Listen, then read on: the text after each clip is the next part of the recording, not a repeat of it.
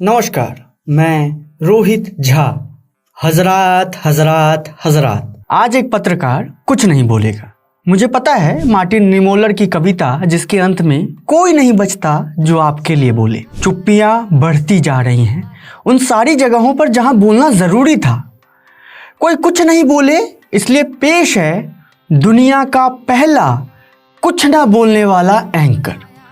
क्या आपको पता है कि टीवी पर 24 घंटे नॉन स्टॉप कवरेज के बाद साहिबे मसनद चाहते हैं कि देश की संसद में विपक्ष से कोई ना बोले और नेता प्रतिपक्ष टीवी पर कम दिखे, इसलिए सारी कोशिशें की जा रही है। So these are the memoirs of General Naravane, in which अध्यक्ष महोदय, पहले यह बताएं वह पुस्तक प्रकाशित हुई है कि नहीं हुई है? नहीं हुई है तो किस पुस्तक से वह उल्लेख कर रहे हैं उसकी जानकारी सदन को दें। रक्षा मंत्री बिल्कुल नहीं हुई है। मैं पूरे कॉन्फिडेंस के साथ कहना चाहता हूं। माननीय रक्षा मंत्री जी सदन में ऑथेंटिक बात बोल रहे हैं। वो ये बोल रहे हैं कि इस पुस्तक का प्रकाशन हुआ है नहीं हुआ, उसका जवाब दे दें आप। और आप सदन के अंदर उन चीजों को मेंशन नहीं कर सकते। नो। इसलिए मेरा आप सभी से निवेदन है कि आप सिर्फ प्रधानमंत्री की मन की बातें सुने और उनके चैनल को सब्सक्राइब कर लीजिए। भले आप विट्टी चोखा को अनफॉलो कर दें। मेरा ये चैनल सब्सक्राइब करें और मेरे हर अपडेट आपको मिले, इसके लिए बेल आइकन जरूर दबाइएगा। राहुल गांधी पोस्टर हाथ में लेते हैं तो कैमरा स्पीकर के चेहरे की ओर घूम जाता है। राहुल गांधी देश की सुरक्षा पर सवाल करते हैं तो स्पीकर उन्हें रोक देते हैं।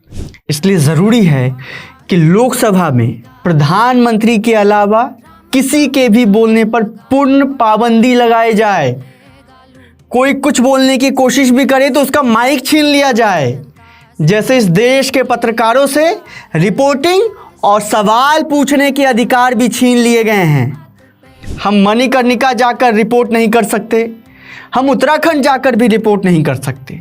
इसलिए ही तो पेश है सत्ता का वफादार, देश का इकलौता कुछ ना बोलने वाला एंकर। कोई कुछ नहीं बोलेगा। प्रधानमंत्री परीक्षा पर चर्चा एक बार फिर से शुरू कर चुके हैं। अव्वल हो कि छात्र और शिक्षक कुछ ना बोले, सिर्फ प्रधानमंत्री ही बोले। हमेशा चुप रहने वाले और सिर्फ सैकड़ों पत्रकारों के सामने जुबान खोलने वाले प्रधानमंत्री के बाद इस देश को बोलने वाले प्रधानमंत्री का सौभाग्य प्राप्त हुआ है। फिर ये बात ठीक नहीं है कि लोकसभा में प्रधानमंत्री को बोलने से रोका गया, बाद में प्रधानमंत्री को 1.5 घंटे तक राज्यसभा में बोलना पड़ा। बताइए, मगर ये क्या, प्रधानमंत्री को जहां बोलना था वहां उन्होंने सिर्फ ये बोल दिया कि जो उचित समझो वो करो। प्रधानमंत्री चाहें तो आज भी सफाई दे सकते हैं कि युद्ध जैसे वातावरण में जब राष्ट्रीय सुरक्षा का सवाल था तब प्रधानमंत्री जी क्यों कुछ नहीं बोले। वो बोल सकते हैं क्योंकि विट्टी चोखा का एंकर कुछ नहीं बोल रहा, एकदम चुप है। वो यही चाहते हैं ना कि उनके अलावा कोई कुछ ना बोले। इसलिए पेश है देश का नहीं दुनिया का पहला कुछ ना बोलने वाला एंकर। 35 करोड़ देशवासी नेहरू जी को समस्या लगते थे। ऐसा कोई मुखिया हो सकता है क्या जी? प्रधानमंत्री ने बोला भी तो किस पर?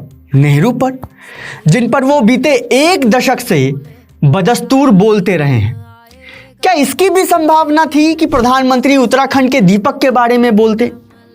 क्या वो ऐसा भारत चाहते थे जिसमें जिस दिन वो झंडा फहराकर संविधान की दुहाई दे, उसी दिन 30 से 40 लोगों की एक भीड़ 70 साल के एक बुजुर्ग को घेर कर उन्हें बेबस कर दे? समस्या ये है कि आज नेहरू से जितनी भी नफरत की जाए, नेहरू पर आरोप लगाए जाएं, उसका जवाब देने के लिए नेहरू सदन में मौजूद ही नहीं है। इसलिए मैं कहता आ रहा हूं, कोई कुछ नहीं बोलेगा, सिर्फ प्रधानमंत्री जी अपने मन की बात कहेंगे। ये कितनी बड़ी बेईमानी है कि नेहरू पर जब बोलना हो तो प्रधानमंत्री खुद बोलें, मगर एप्स्टीन फाइल पर प्रधानमंत्री से जब सवाल पूछे जाएं तो अपने दूसरे नेताओं को आगे कर देते हैं। अब वीडियो एडिटर राहुल कह रहा है कि कुछ ना बोलने का दम भरकर मैं कितना कुछ बोल रहा हूं भाई, पर यकीन मानिए मैं कुछ नहीं बोल रहा, न कभी कुछ बोलूंगा। पत्रकारों को कुछ नहीं बोलना चाहिए। कुछ ना बोले जाने का जो रिक्त स्थान है वो प्रधानमंत्री के लिए पूरा करने के लिए छोड़ देना चाहिए। आज हमारे प्रधान संपादक दफ्तर नहीं आए। अगर वो पूछते कि मैं कौन सी रिपोर्ट कर रहा हूं तो मैं इस सवाल को भी टाल जाता और कुछ नहीं बोलता। जैसे नसरुद्दीन शाह को पहले एक यूनिवर्सिटी में बोलने के लिए बुलाया गया, फिर से ये कहकर उन्हें रोक दिया गया कि उनकी उपस्थिति की ज़रूरत नहीं है ताकि वो कुछ ना बोल सके। नसीरुद्दीन शाह जॉर्ज ऑरवेल की किताब 1984 का जिक्र करते हुए कहते हैं कि क्या अब सत्ता में बैठे लोगों की आलोचना न करना ही देशभक्ति की परिभाषा बन गई है।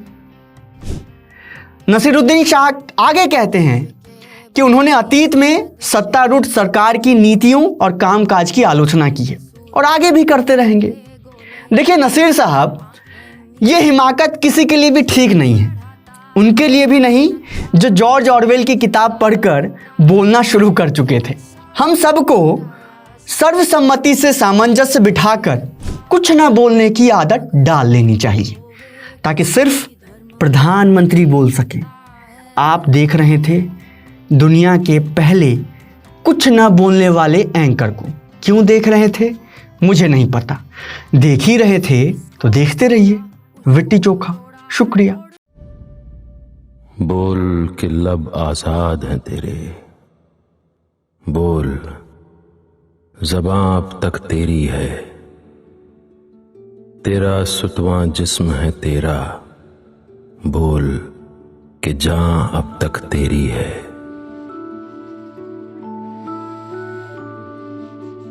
बोल कि थोड़ा वक्त बहुत है जिस्मो ज़ुबां की मौत से पहले, बोल कि सच जिंदा है अब तक